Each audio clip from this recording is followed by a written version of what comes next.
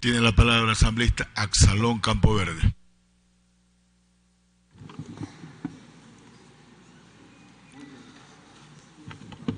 Gracias, señor presidente. Colegas asambleístas, primero quiero elevar mi saludo a toda la región amazónica. Hoy, 12 de febrero, en especial a mi querida Zamora Chinchipe. Es mi deber como asambleísta garantizar que todos los ecuatorianos, todos tengamos el mismo trato y no seamos discriminados a través de ciertos artículos que en algún momento fueron ingresados en determinadas leyes. Ya lo han dicho, que en junio del 2010, mediante ley reformatoria a la Ley de Hidrocarburos y a la Ley de Régimen Tributario Interno, calificado como urgente en materia económica, el expresidente ordenó, artículo 16, añádase el siguiente, artículo 94, ¿qué dice el artículo 94? Participación laboral. En el caso de los trabajadores vinculados a la actividad hidrocarburífica, estos recibirán el 3% del porcentaje de utilidades y el 12% restante será pagado al Estado. ¿Dónde fue a parar todo ese dinero? Desconocemos qué hicieron con él. Artículo 328, inciso sexto de la Constitución, consagra: las personas, trabajadores del sector privado, tienen derecho a participar de las utilidades líquidas de las empresas. Nos habla muy claro el artículo 328. Tal es así que también el Código de Trabajo nos dice que los trabajadores del sector privado participarán del 15% de las utilidades, mientras que los trabajadores del sector privado de empresas de explotación de recursos no renovables participan del 3, 5% o hasta el 10% de utilidades, de acuerdo con la Ley de Hidrocarburos y la Ley de Minería. ¿Por qué se da esta diferencia? ¿Por qué fijaron arbitrariamente límites inferiores para nuestros trabajadores privados sin justificación razonable? A nadie le parece justo. Claro que es injusto. El pago de las utilidades líquidas de las empresas es un derecho constitucional de los trabajadores de las empresas petroleras y también mineras. Actualmente la Ley de Hidrocarburos en el artículo 94 y la Ley de Minería en el artículo 67, segundo artículo innumerado posterior al 133, mutilan el límite del 15% fijado por el Código de Trabajo para todos los trabajadores del sector privado, ya que los trabajadores del sector minero e hidrocarburífero solo reciben el 3% de sus utilidades, en otros casos el 5% y en otros el 10%. Nuestra Constitución, estimados colegas asambleístas, es muy clara al determinar en el artículo 11, en sus numerales 2, 4 y 8. Numeral 2.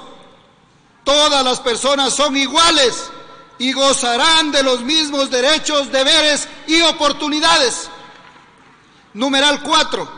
Ninguna norma jurídica podrá restringir el contenido de los derechos ni de las garantías constitucionales. Numeral 8. Será inconstitucional cualquier acción u omisión de carácter regresivo que disminuya, menoscabe o anule injustificadamente el ejercicio de los derechos. Artículo 66 de la Constitución reconoce y garantiza a las personas el derecho de la igualdad formal, igualdad material y la no discriminación. ¿Pero de qué igualdad estamos hablando? con esta tan injusta diferencia en cuanto al pago de los trabajadores del sector privado. Estimados colegas, el artículo 274 de la Constitución determina: los gobiernos autónomos descentralizados en cuyo territorio se exploten o industrialicen recursos naturales no renovables tendrán derecho a participar de las rentas que perciba el Estado por esta actividad.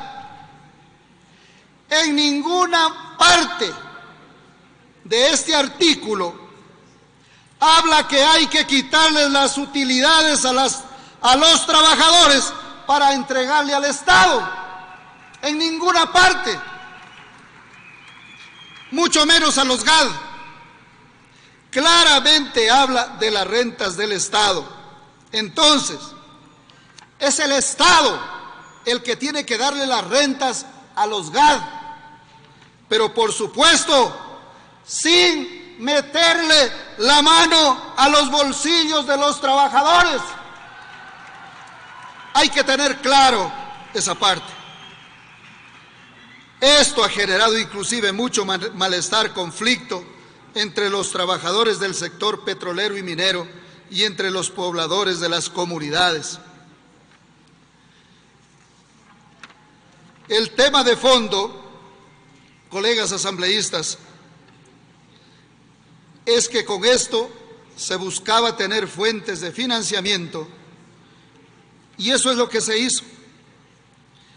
La ley vigente no plantea mecanismos que aseguren un buen uso de estos dineros. Por ello no ha sido un secreto que esos recursos, como muchos otros, hayan servido para alimentar la política asistencialista del gobierno. Estamos hablando de miles de familias de personas que trabajan en el sector minero, donde muchos de ellos laboran en condiciones inadecuadas, llegando inclusive a poner en riesgo sus vidas, y por eso merecen recibir estas utilidades completas. Yo siempre he dicho aquí en la Asamblea, muchos de ustedes, colegas, no conocen mi provincia, donde están asentadas las dos empresas extranjeras más grandes que próximamente entrarán ya a producir cobre y oro.